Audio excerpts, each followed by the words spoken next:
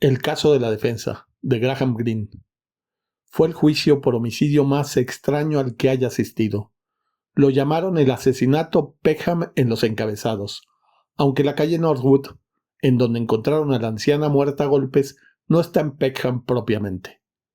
No era uno de esos casos en los que las pruebas son circunstanciales y el desasosiego de los miembros del jurado, pues no falta el veredicto erróneo, se percibe como si una bóveda de silencio enmudeciera a la corte.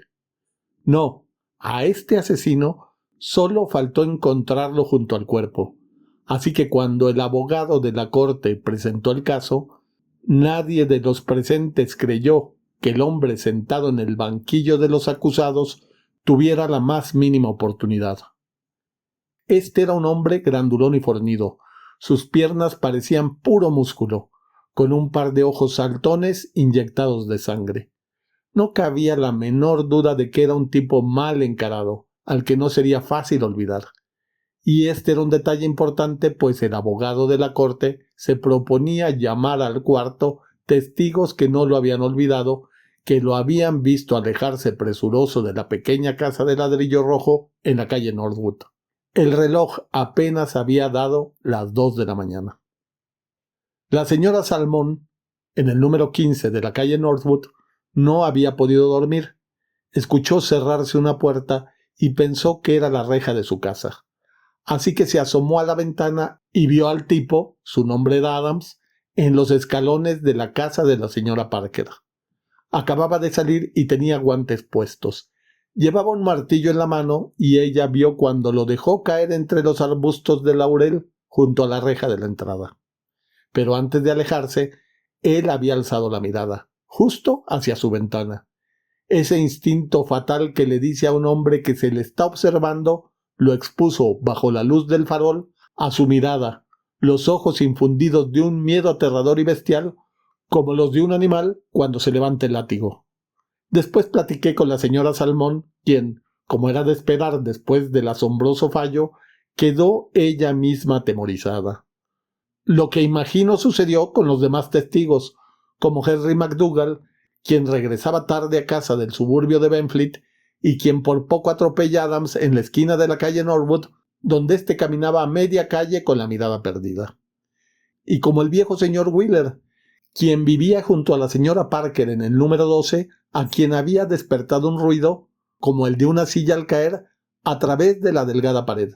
Se había levantado y al asomarse a la ventana como lo había hecho la señora Salmón, había visto a Adams de espaldas y luego, cuando éste se dio la media vuelta, esos ojos saltones.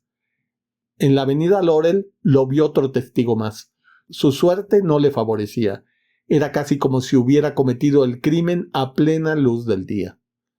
Tengo entendido, dijo el abogado de la corte, que la defensa se propone alegar un caso de falsa identidad.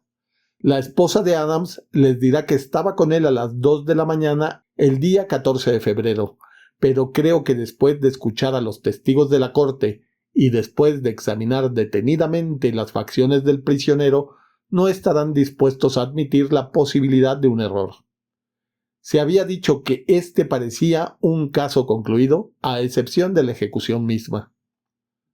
Al finalizar la presentación de pruebas por la policía que había encontrado el cuerpo y por el médico forense que lo examinó, fue llamada a presentar su testimonio la señora Salmón.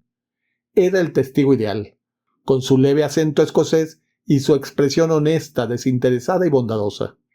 El abogado de la corte repasó con delicadeza los acontecimientos. Ella habló con mucha determinación. No había malicia en ella, ni pretensión por encontrarse en la Corte Central de Justicia ante un juez que, ataviado con una toga escarlata, estaba al pendiente de sus palabras mientras los reporteros anotaban cada una de ellas. Dijo que sí, y que luego había bajado y telefoneado a la policía. ¿Y ve a ese hombre aquí en la corte? Ella dirigió la mirada hacia el hombrón sentado en el banquillo de los acusados, quien fijaba en ella su mirada de pequinés desprovista de toda emoción. Sí, dijo, ahí está. ¿Está usted completamente segura?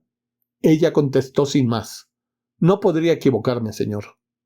Todo fue así de fácil. Gracias, señora Salmón. El abogado defensor se levantó para iniciar su interrogatorio. Si usted hubiera realizado, como yo, un sinnúmero de reportajes sobre juicios por homicidio, habría sabido de antemano qué línea adoptaría. Y tuve razón, hasta cierto punto.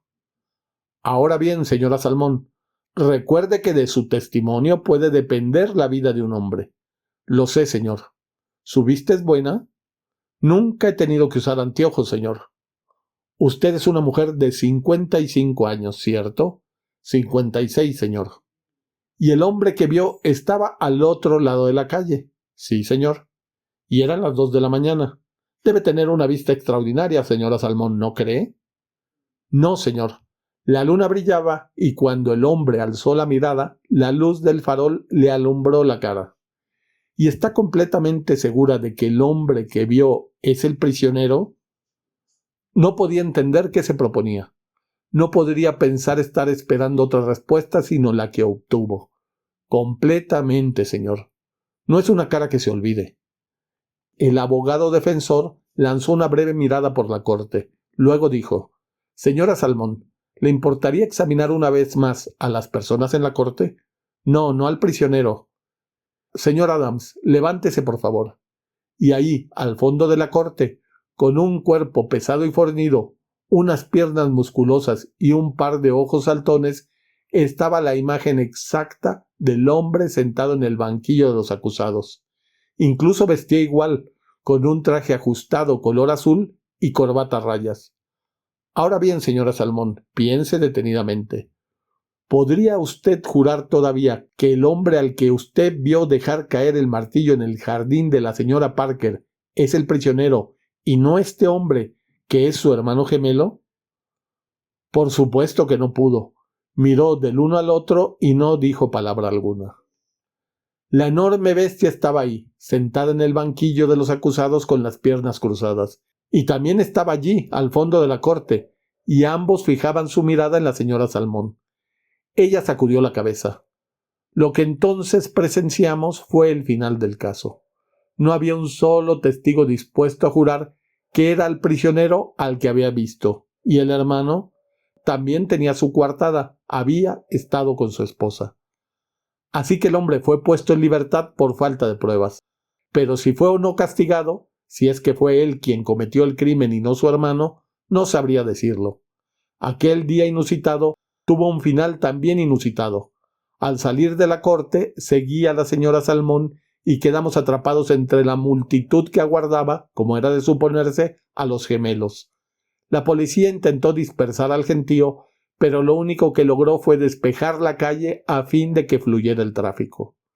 Después supe que habían intentado sacar a los gemelos por otra salida, pero que se habían rehusado.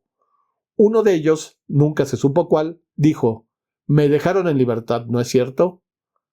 Así que ambos salieron descaradamente por la entrada principal. Entonces sucedió. No supe cómo, aunque me encontraba solo a un par de metros. De algún modo, al desplazarse la multitud, a uno de los gemelos lo empujaron a la calle cuando pasaba un autobús. Dio un chillido como conejo y eso fue todo. Estaba muerto, su cráneo deshecho como el de la señora Parker. ¿Venganza divina? Ojalá lo supiera. El otro Adams estaba ahí, poniéndose de pie junto al cuerpo y dirigiendo su mirada hacia la señora Salmón. Lloraba. Aunque si era el asesino o el hombre inocente, nadie lo sabrá jamás. Pero si fuera usted la señora Salmón, ¿podría dormir de noche?